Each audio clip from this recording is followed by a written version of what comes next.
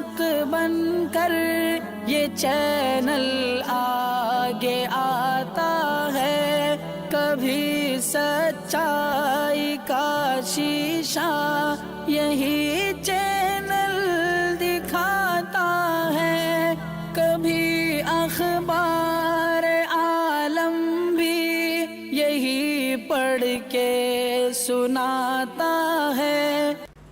ناظرین گرامی السلام علیکم ورحمۃ اللہ وبرکاتہ۔ سیدھی بات کے تازہ ترین پرائم ٹائم میں آپ لوگوں کا استقبال ہے۔ ناظرین گرامی، میں انصار عزیز ندوی اس وقت آپ لوگوں کے سامنے کچھ اہم ترین خبریں، کچھ وائرل ویڈیوز اور کچھ تنقیدی تجزیے لے کر کے حاضر ہوا ہوں۔ ناظرین گرامی، سرخیوں کی تفصیلات میں جانے سے پہلے میں آپ لوگوں سے درخواست کر لوں کہ جن احباب نے ہمارے چینل کو سبسکرائب نہیں کیا ہے کر لیں، ہماری ان ویڈیوز کو دوسروں تک پہنچانے میں ہماری مدد کریں، لنک کو شیئر کریں۔ ادارے کی مضبوطی ناظرین گرامی آپ لوگوں کی مضبوطی ہے۔ آئیے ناظرین آگے بڑھتے ہیں اور پہلے بات کرتے ہیں کہ کس طرح سے اندھا دھند فائرنگ ہوئی ایک گھر میں گھس کر کے اور پورے مسلم کنبے کو قتل کے گھاٹ اتار دیا گیا۔ دراصل یوگی راج میں جرائم کا اس طرح گراف بڑھتا جا رہا ہے کہ جس کی کوئی انتہا نہیں ہے۔ اتر پردیش کے غازی آباد میں بدمعاشوں کے حوصلے کافی بلند ہیں، جس کی وجہ سے لگاتار جرائم کے معاملے سامنے آ رہے ہیں۔ تازہ معاملہ غازی آباد کے لونی تھانہ حلقے کا ہے، جہاں ٹولی محلے میں گھر میں گھس کر بدمعاشوں نے ایک کنبے کے 4 لوگوں پر اندھا دھند فائرنگ کر دی۔ گولی لگنے سے 3 لوگوں کی موقع پر ہی موت ہو گئی، جبکہ خاتون شدید زخمی ہوئی، جسے بغرض علاج اسپتال میں داخل کیا گیا ہے۔ خبروں کے مطابق ٹولی محلے میں رئیس الدین کی بیوی فاطمہ، 2 بیٹوں اظہر الدین عمران اور بہو افسانہ کے ساتھ 2 منزلہ مکان میں رہتی ہے۔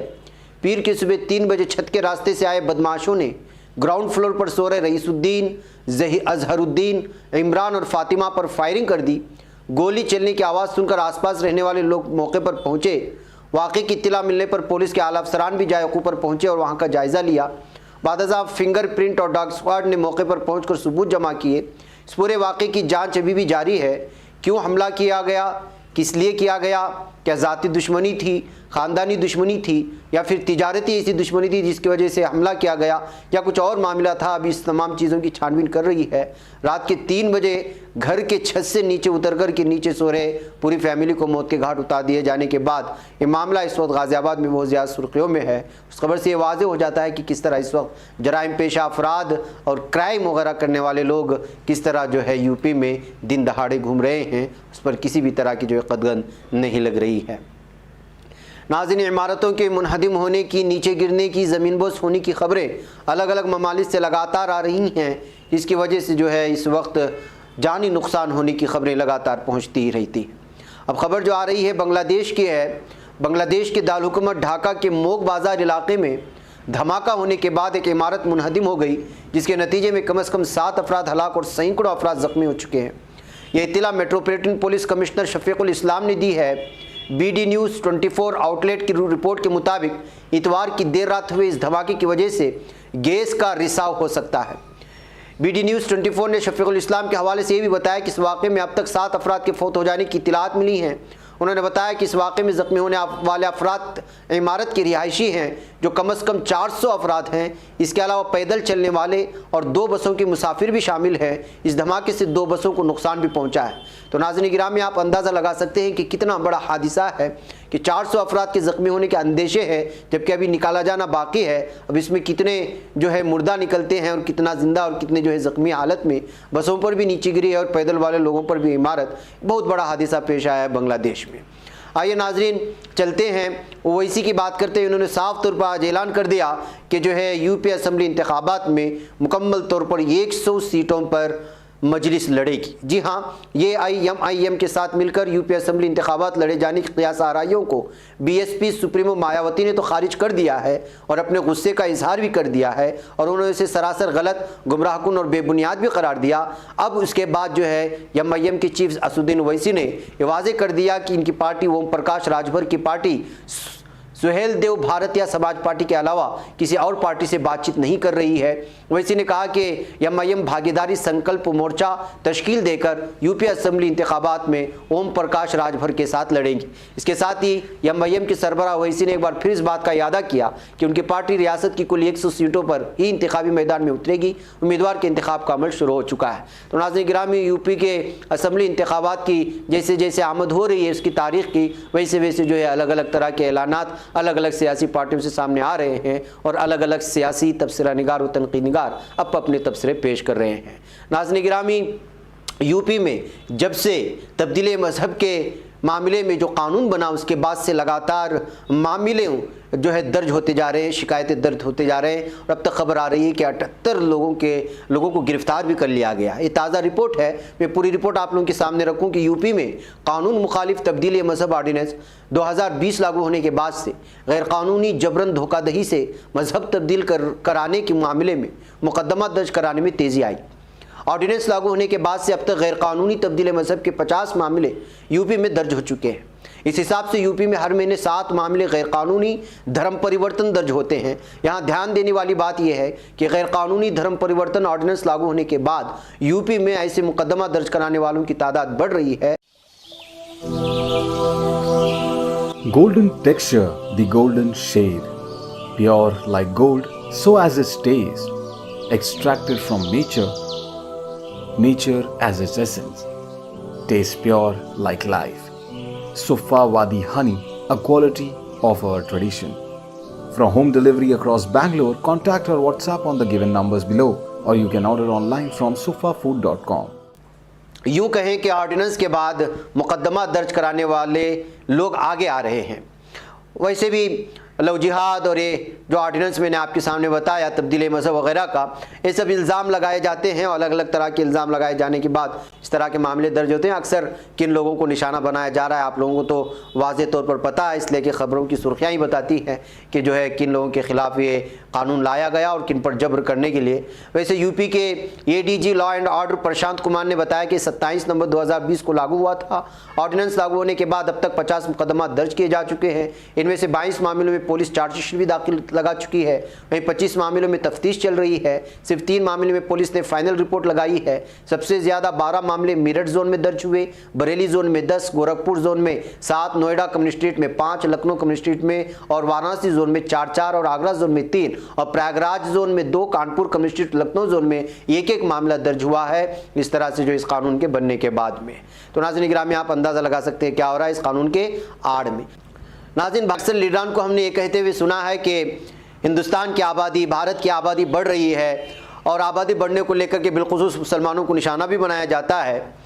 अगर आपको ये कहा जाए और वो भी माहिर माशियात कि भाई अगर आप आबादी और बढ़ाएं बसूरत दीगर भारत की सूरत हाल ख़राब हो सकती है, तो आप अंदाज़ा लगाएं वो लोग जो आबादी को लेकर के हमेशा तनकीद करते रहे हैं उनको किस तरह चुपता होगा ये मामला। दरअसल माहिर माशियात स्वामीनाथन एस एंकलसरिया ने कहा है कि भारत को आबादी बढ़ाने की ज़रूरत है।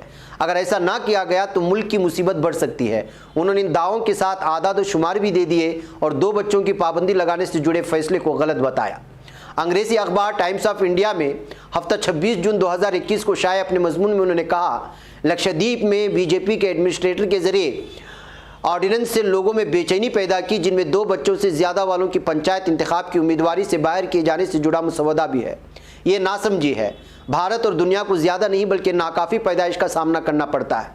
उनके मुताबिक चीन ने 1 बच्चे की पॉलिसी लागू की, बाद में 2 के लिए मंजूरी दी और अब वो 3 बच्चों के लिए तरगीब दे, क्योंकि उसका कामकाज उम्र की आबादी कर रही है। इसलिए जीडीपी को फ़रोग़ देने के लिए उसे और ज़्यादा मजदूरों की सख्त ज़रूरत होती है। मुस्तकम आबादी के लिए पैदाइश की कुल शरह हर औरत पर पैदा होने वाला बच्चा 2.1 होना चाहिए। ये एकदम से आबादी में इजाफे को नहीं रोकेगा। मुस्तकबिल में माँ बनने वाली औरतें पैदा हो चुकी हैं, इसलिए आबादी 2 दहाइयों तक 2.1 पर पहुँचने तक बढ़ती रहेगी और फिर इजाफे की रफ्तार कम हो जाएगी। उन्होंने कहा कि भारत की पैदाइश शरह गिर रही है, ज़्यादा आबादी के फर्जी डर को तर्क करना चाहिए और कामकाज उम्र के लोगों को यानी 15 से 65 साल और बड़ी उम्र के साथ मुस्तकबिल की तैयारी करनी चाहिए। हालांकि उन्होंने आगे लिखा, बच्चे की अच्छी परवरिश की लागत बढ़ गई है, इसलिए लोग 2 बच्चों का भी खर्च नहीं उठा सकते। कई मुल्क तो बच्चे की मुफ्त देखभाल, तवील जचगी और जचगी की छुट्टी, मुफ्त चाइल्ड केयर हेल्थ और ऐसे मिलते जुलते फ़ायदे और सहूलत मुहैया करा रहे हैं, फिर भी उनकी पैदाइश शरह गिर रही है।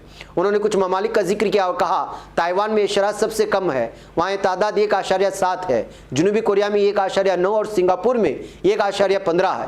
यहाँ तक कि अमीर ममालिक में ये भी डेटा रिप्लेसमेंट लेवल से नीचे है। मसलन जापान में 1.38, जर्मनी में 1.48 और यूएस में 1.48 और यूके में 1.86 है। अफ्रीकी ममालिक में शरह अभी भी 3 से नीचे है, मगर मेक्सिको में शरह पैदाइश 2.14 से कम है। हिंदुस्तान का जिक्र करते हुए उन्होंने कहा कि भारत का शरह पैदाइश रेट 1992 से 1993 में 3.4 बच्चों का था, जो कि आज 2.2 पर आ गया है। माना जा रहा है कि 2025 में गिरकर 1.93 हो सकता है। ऐसा इसलिए क्योंकि मुतवस्सित तबके के लोग कम बच्चे चाहते हैं। ज़्यादातर आबादी से दूर भारत नाकाफ़ी शरह पैदाइश के आलमी जाल, कामकाजी उम्र के कम लोगों और बड़ी तादाद में बुजुर्ग लोगों को महंगी तिब्बी सहूलत की ज़रूरत वाले दौर की जानिब बढ़ रहा है। महकमे नाज़रीन गिरामी, लंबी रिपोर्ट है, बहुत लंबा मजमून है, जिसमें उन्होंने ये वाज़ेह बयान करने की कोशिश की है कि आबादी कम होने से माशियात पर इसका असर पड़ता है। इसलिए जो फैसला ये लिया जाता है कि आबादी कम कीजिए और उसके लिए शराइत लगाए जाते हैं अलग अलग मुल्कों से, वहाँ पर माशी एतबार से बहुत ज़्यादा नुकसान उठाना पड़ रहा है। और अगर शर्तें लगाई गई तो इन फ्यूचर भी बहुत ज़्यादा माशी एतबार से नुकसान उठाना पड़ता है। ये कहते हैं उन्होंने दलाइल के साथ टाइम्स ऑफ इंडिया में अपने मजमून शाये किया, जो इस वक्त जो है अलग सुर्खियाँ बना रहा है। बहरकैफ नाज़रीन गिरामी, मैं आपको ले चलूँ हैदराबाद।